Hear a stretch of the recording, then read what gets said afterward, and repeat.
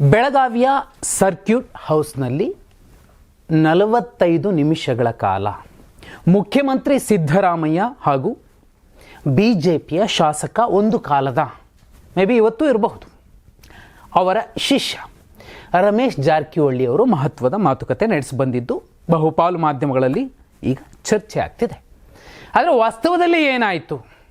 ಅವರು ಮತ್ತೆ ಕಾಂಗ್ರೆಸ್ ಸೇರ್ತಾರಾ ಅಥವಾ ಹೊಸದೊಂದು ವೇದಿಕೆಯ ಲೆಕ್ಕಾಚಾರ ನಡೀತಿದೆಯಾ? ಇದಕ್ಕಿಂತಲೂ ಮಿಗಿಲಾಗಿ ಸುಮಾರು 23 ಶಾಸಕರ ಬಲದೊಂದಿಗೆ ಒಂದು ಶಪಥವನ್ನು ಮಾಡಿದ್ರ ಸಿದ್ದರಾಮಯ್ಯ ಅವರ ಎದುರಲ್ಲಿ.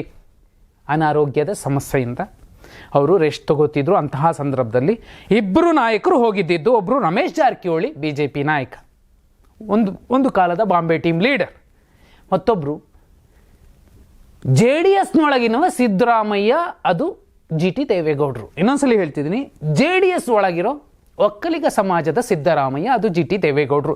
ಯಾಕೆ ಅನ್ನೋದನ್ನು ಕೂಡ ಹೇಳಬೇಕಿದೆ. ಹಾಗಿದ್ರೆ ಶಪಥ ಏನು ನೋಡಿ? ಈಗ ಹೇಗಿದೆ ಅಂದರೆ, ಧುರಂಧರ್ಗಳು ಜಾಸ್ತಿ ಜನ ಇದ್ದಾರೆ BJPಲಿ, ಕಾಂಗ್ರೆಸ್ಸಲ್ಲಿ, JDSಲ್ಲಿ.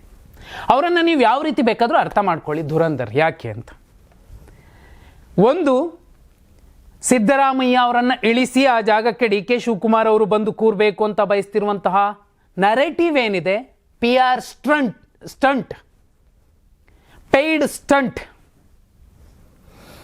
DK ಶಿವಕುಮಾರ್ ಅವರ ಬಣದ್ದು. ಅದಕ್ಕೆ ವಿರುದ್ಧವಾಗಿ JDS ಕೂಡ ನಿಂತಿರುವಂಥದ್ದು. JDSನಲ್ಲಿ ಒಂದಷ್ಟು ಶಾಸಕರು, ಒಂದಷ್ಟಲ್ಲ ಬಹುಪಾಲು ಶಾಸಕರು, DK ಶಿವಕುಮಾರ್ ಮಾತ್ರ ಬರಬಾರ್ದು, ಸಿದ್ದರಾಮಯ್ಯ ಅವರೇ ಮುಂದುವರಿಲಿ, ತೊಂದರೆ ಇಲ್ಲ, ಅರೆ DK ಶಿವಕುಮಾರ್ ಅವರು ಬರಬಾರ್ದು, ಕುಮಾರಸ್ವಾಮಿ ಅವರಿಂದ ಹಿಡಿದು ಎಲ್ಲರ ತನಕ. BJPಲಿಯೂ ಕೂಡ ಬಹುಪಾಲು ಜನ ಕೆಲವರನ್ನು ಬಿಟ್ಟು, ಯತ್ನಾಳ್ ಯಾರ ಬಗ್ಗೆ ಹೇಳಿದ್ರೋ, ಯಾವ ಅಧ್ಯಾಯ ಹೇಳಿದ್ರೋ ಆ ಅಧ್ಯಾಯವನ್ನು ಒಪ್ಪದೇ ಇರುವವರು ಧುರಂಧರ್ಗಳ ರೀತಿಯಲ್ಲಿ ನಿಂತಿರುವಂಥದ್ದು. ಈಗ ಹೈಕಮಾಂಡ್ ಹೇಳಿಬಿಟ್ಟಿದೆ, ಸುಮ್ಮನೆ ರೀ, ಈಗ ಯಾವುದು ಸಾಧ್ಯ ಇಲ್ಲ, ಅವಸರ ಮಾಡಬೇಡಿ, ತಾಳ್ಮೆಯಿಂದ ಇರಿ ಅಂತ. ಆದರೂ DK ಶಿವಕುಮಾರ್ ಅವರು ಮತ್ತು ಅವರ ಬಣದ ನಾಯಕರು ಕೇಳ್ತಿಲ್ಲ. ಅಲ್ಲಿನ ಚಳಿಗಾಲದ ಅಧಿವೇಶನದಲ್ಲೂ ಕೂಡ ನೋಡಿ, CM ಇಲ್ಲ, ವಿಧಾನಸಭೆಯ ನಾಯಕ ಅವರಿಲ್ಲ, ಅವರ ಅನುಪಸ್ಥಿತಿಯಲ್ಲಿ ಒಂದು ಗೃಹಲಕ್ಷ್ಮಿ ಹಗರಣದ ಬಗ್ಗೆ ಚರ್ಚೆ ಆಗ್ತಿದೆ.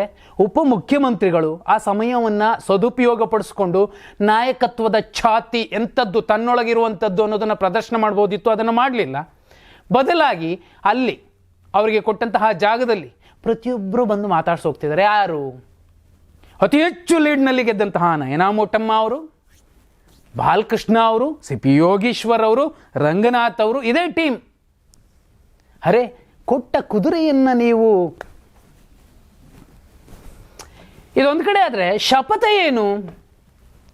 ಯಾವ ಕಾರಣಕ್ಕೂ ನಿಮಗೆ ಒಂದು ವೇಳೆ ಅವಿಶ್ವಾಸ ಗೊತ್ತುವಳಿ ಮಂಡನೆ ಆದರೂ ಕೂಡ ನಿಮಗೆ ಸಮಸ್ಯೆ ಆಗೋದಿಲ್ಲ ಸರ್, ನಿಮ್ಮ ಜೊತೆ ನಾವಿದ್ದೀವಿ, ಅವರು 15 ಜನ ಕರ್ಕೊಂಬಂದ್ರೆ ನಾನು 20 ಜನ ಕರ್ಕೊಂಡು ನಿಮ್ಮ ಸಪೋರ್ಟ್ಗೆ ನಿಂತ್ಕೋತೀನಿ, ನೀವು ಪೂರ್ಣಾವಧಿಗೆ ಮುಖ್ಯಮಂತ್ರಿ ಆಗಿರಬೇಕು, ಪಕ್ಷ ಯಾವುದೇ ಇರಲಿ, ನಮಗೆ ಅಹಿಂದ ಸಿದ್ಧಾಂತವನ್ನು ಪ್ರತಿಪಾದಿಸುವ ಮತ್ತು ದಮನಿತ, ಶೋಷಿತ, ಹಿಂದುಳಿದ ಸಮುದಾಯಗಳಿಗೆ ನ್ಯಾಯ ಕೊಡಬಹುದಾದಂತಹ ನಿಮ್ಮಂಥ ನಾಯಕ ಮುಖ್ಯಮಂತ್ರಿ ಆಗಿರಬೇಕು, ನಿಮ್ಮ ಜೊತೆ ನಾವಿರ್ತೀವಿ. ಅದೇ ಮಾತನ್ನು ಈಗ ಅಧಿಕೃತವಾಗಿ ಸತೀಶ್ ಜಾರಕಿಹೊಳಿ ಅವರು ಹೇಳ್ತಿರುವಂಥದ್ದು.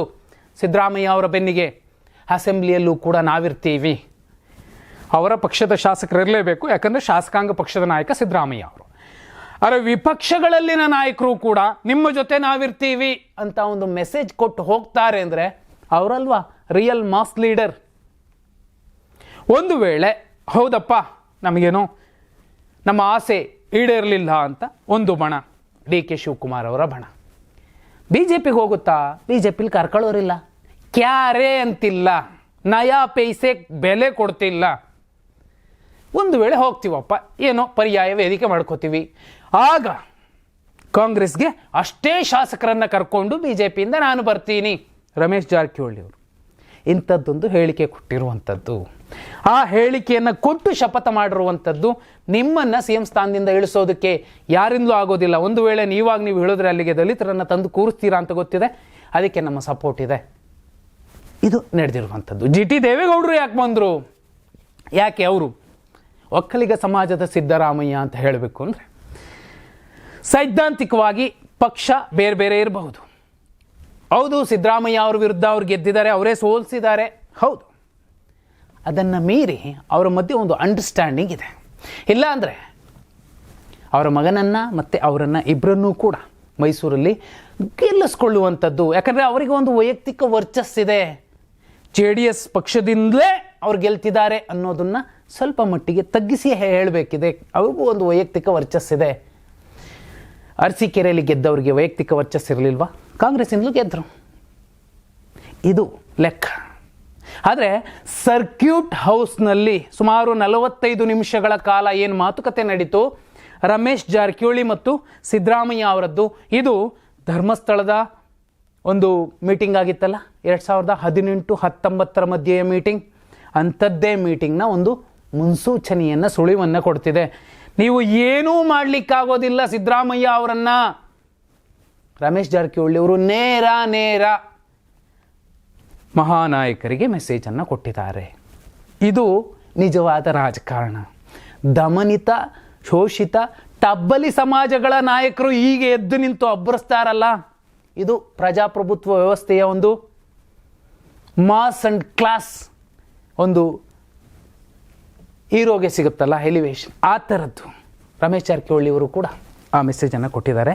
ಸೊ ಸಿದ್ದರಾಮಯ್ಯ ಅವರನ್ನು ನಾವು ಕಿತ್ತು ಬಿಸಾಕ್ತೀವಿ, ಇಳಿಸ್ಬಿಡ್ತೀವಿ, ನಮ್ಮ ಹತ್ರ ಅಷ್ಟಿದೆ ಇಷ್ಟಿದೆ ಸಂಪನ್ಮೂಲ, ಆ ಸಂಪನ್ಮೂಲವನ್ನು ಎಲ್ಲಾದರೂ ಒಂದು ಕಡೆ ಇಟ್ಟು ಕಾವು ಕೊಟ್ಟರೆ ಅದು ಬಿಸಿ ಆಗಬಹುದೇ ವಿನಃ CM ಕುರ್ಚಿ ಸಿಗೋದು ಕಷ್ಟ.